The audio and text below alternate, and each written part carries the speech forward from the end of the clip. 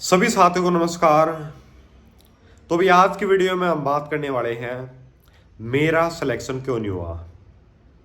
आज की वीडियो को बनाने के लिए भाई 4 महीने लग गए, वो हिम्मत जुटाने के लिए 4 महीने लग गए कि मैं आपको सच्चाई बता पाऊँ कि मेरा सिलेक्शन ना होने का कारण क्या रहा। बहुत सारे कारण कैंडिडेट खुद बताते रहते हैं।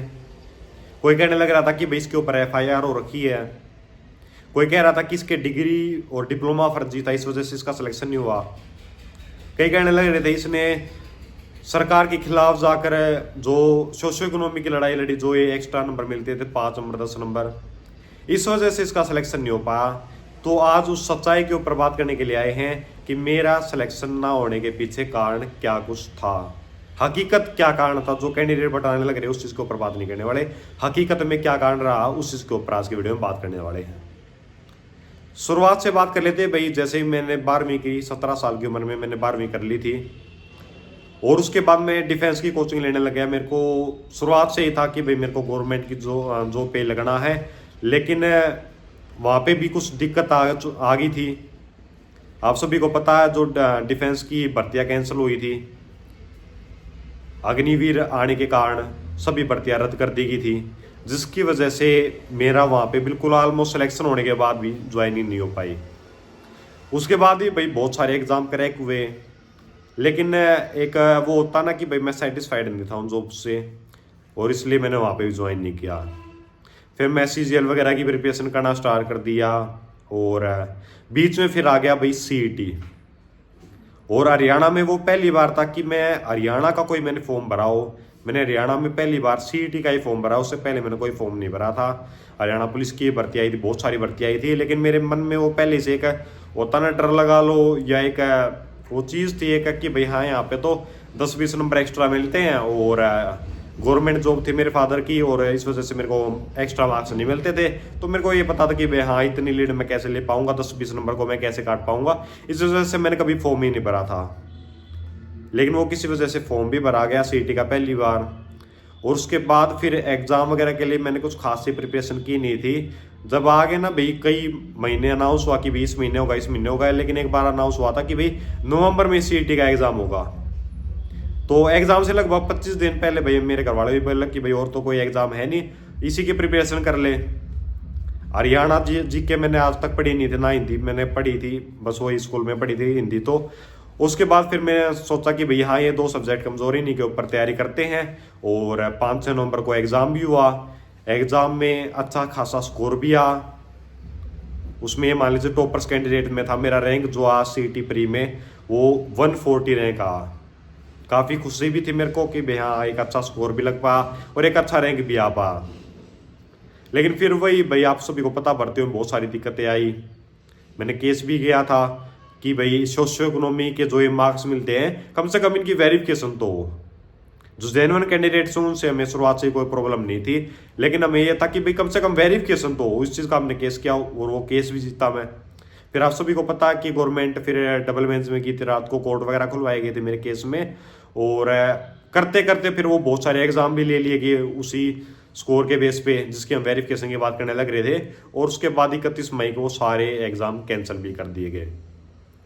और उसी के बीच में एक बार जब हमें दिखा कि भाई हाँ सरकार नहीं मानने लग रही है हमारी बात वेरिफिकेशन की, तो हमने फिर बीच में ये भी केस किया, स्टडी वगैरह की, बहुत सारी जजमेंट्स वगैरह देखी, और बहुत सारे साथियों ने साथ भी दिया। मैं ये भी चीज़ कहना चाहूँगा।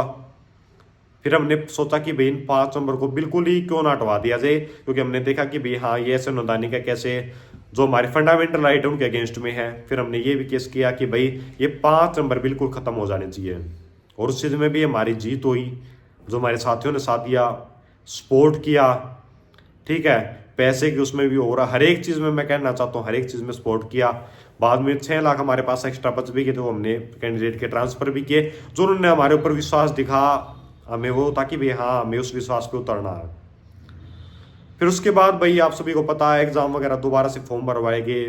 56 ग्रुप का ही भरा मैंने फिर और भी कई ग्रुप्स का भरा था। लेकिन फिर वही आपके एग्ज़ाम वगैरह आ गए। एग्ज़ाम के बाद सबसे पहला जो एग्ज़ाम था वो ग्रुप नंबर 56 का था।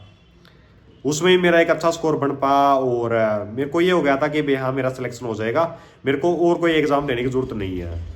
फिर ना ही मैंने 57 ग्रुप का दिया था एग्ज़ाम, ना मैंने हरियाणा पुलिस का एग्ज़ाम दिया था। मेरा ये था कि भाई क्यों किसी की जॉब लेनी है जब मेरा यहीं पे अच्छी जगह पे सिलेक्शन होने वाला है, तो और एग्ज़ाम देने की जरूरत ही क्या है।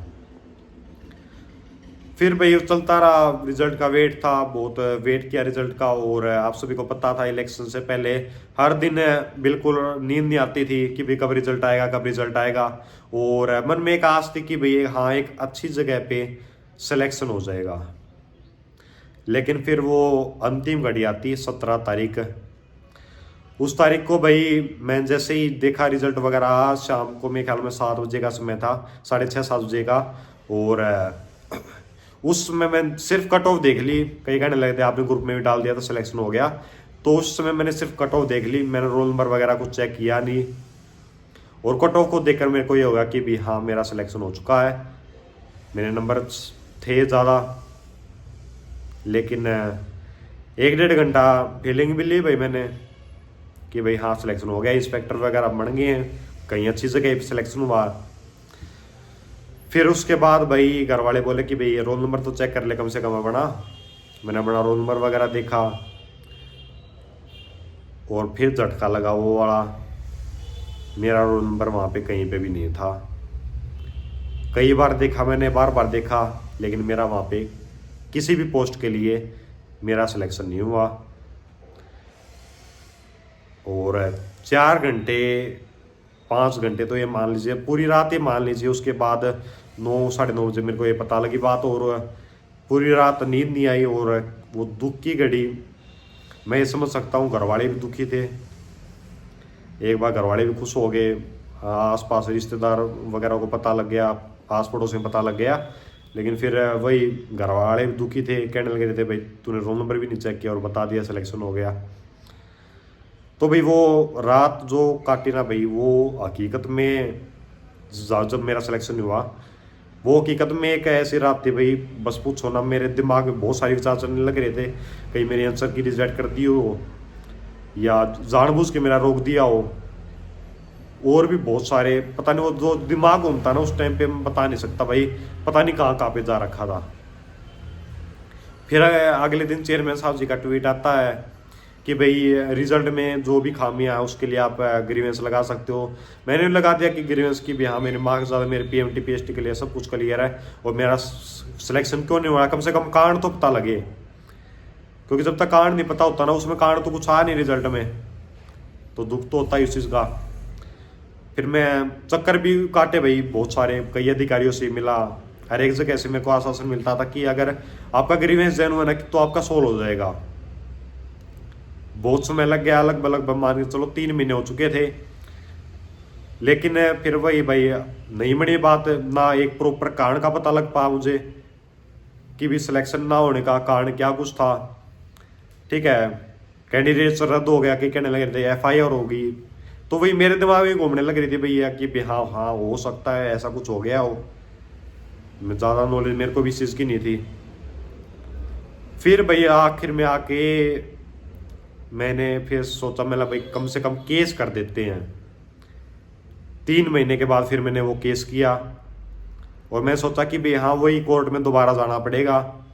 काफ़ी वहाँ पे घूम भी चुका, थोड़ी बहुत नॉलेज भी होगी थी कोर्ट वगैरह की, कैसे क्या केस वगैरह होते हैं, कैसे क्या।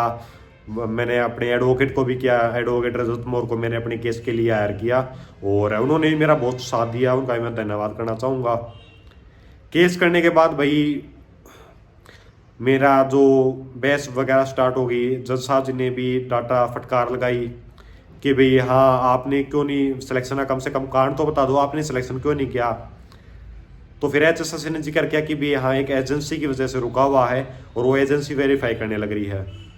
फिर वही डर का माहौल कि भाई कौन सी एजेंसी क्या वेरीफाई करने लग रही है, कोई कागज वेरीफाई करने लग रही है या और कुछ वेरीफाई करने लग रही है। और फिर आज मैं 20 तारीख को मेरे को HSS ने खुद मेल करके बुला पर्सनल हियरिंग के लिए। वहाँ पे सेक्रेटरी साहब जी मुझे मिले 20 तारीख की, इसी 20 तारीख को 20 फरवरी को। सेक्रेटरी साहब जी ने पूछा मेरे से बहुत सारे सवाल कि भाई यहाँ आपके मार्क्स कितने थे, PMT PHT क्लियर था या नहीं था, ठीक है, आपके स्कोर वगैरह सब कुछ, CIT प्री में कितने मार्क्स थे, प्रेफरेंसेस सही भरी थी या नहीं भरी थी। तो मैंने सारे जवाब दे दिए। वहाँ पे भी कुछ ऐसा मेरे को मिला नहीं कि भाई हाँ कारण, वहाँ पे भी नहीं पता लगा कि भाई क्या कारण था ना सिलेक्शन का। 21 तारीख को फिर से मेरी कोर्ट में हियरिंग होती है और वो मेरे संघर्ष का आखिरी दिन रहता है। 21 तारीख को कोर्ट में जजमेंट सुनाएगी कि भाई इस कैंडिडेट का सिलेक्शन करवा जाए और जो HSSC की गलती की वजह से रुका हुआ था सिलेक्शन, उसको जल्द से जल्द कैंडिडेट को सिलेक्शन दिया जाए। तो फिर खुशी भी हुई और सबसे बड़ी खुशी जो हुई, मैं आप सभी कैंडिडेट का उस चीज़ के लिए शुक्रिया अदा करना चाहूँगा। भाई बहुत सारे कैंडिडेट मैं कहता हूँ फेवर में थे, मेरे पास कॉल आते थे कि भाई बहुत बड़ा धक्का लगा और दुख हुआ। मैं जानता भी नहीं था उनको, वो मेरे को जानते थे, मैं उनको नहीं जानता था। कॉल आती थी, मैं कई बार उठा लेता था, कई बार नहीं उठा पाता था। तो कहते थे भाई बहुत बड़ा दुख हुआ। और कईयों के घर में, उनके घर पे नौकरी होने के बाद भी वो कहने लगे थे मतलब भाई मेरी माता जी की आंखों में आंसू आ गए थे, मतलब उनकी माता जी की आंखों में आंसू आ गए थे। तो उस टाइम भाई फील हुआ कि भाई हाँ, जो इतने सारे साथियों का हमने साथ दिया तो वो कहीं ना कहीं काम भी आया। उन्होंने दुआ की और उसकी वजह से आज मेरे को खुशी होने लग रही है आपको बताते हुए। मेरा इंतज़ार भाई जो था 4 महीने के बाद, वो ख़त्म हो चुका है और मेरा सिलेक्शन जो ग्रुप सी की टॉप पोस्ट थी, जिसका भाई मैं पहले बताना, मेरे को कभी यकीन नहीं था। मेरे को था अच्छी जगह पे सिलेक्शन हो जाएगा, कहीं पे इंस्पेक्टर वगैरह लग जाएंगे, लेकिन सबसे बढ़िया बेस्ट जॉब थी, जिसको मैं पावरफुल जॉब ही कह सकते हो आप। ASP की पोस्ट पे मेरा सिलेक्शन हुआ, प्रिजन डिपार्टमेंट में जेलर की पोस्ट पे। तब भाई बहुत ज़्यादा खुशी है, बस मैं बयान नहीं कर सकता भाई। इतने दुख झेलने के बाद, इतनी कठिनाई आने के बाद, इतनी लड़ाइयाँ लड़ने के बाद वो आखिर में वो समय आ गया, मेरा सिलेक्शन हो चुका है। और आप सभी का मैं दोबारा से शुक्रिया अदा करना चाहूँगा। और जो आपने मेरा साथ दिया है, मैं इसको जितना मेरे से हो पाएगा मैं इसको चुकाने की पूरी कोशिश करूँगा। क्या कुछ मेरी स्ट्रेटजी रही एग्ज़ाम को क्लियर करने के लिए, और नोट्स वगैरह भी मेरे पास, मेरे जो हैंड रिटन नोट्स हैं, तो मैं आपकी हर तरीके से मदद जितनी मेरे से हो पाएगी मैं करूँगा आपकी भी। और मैं चाहूँगा जिन्होंने मेरा साथ दिया मैं उनका साथ ज़रूर दूँ।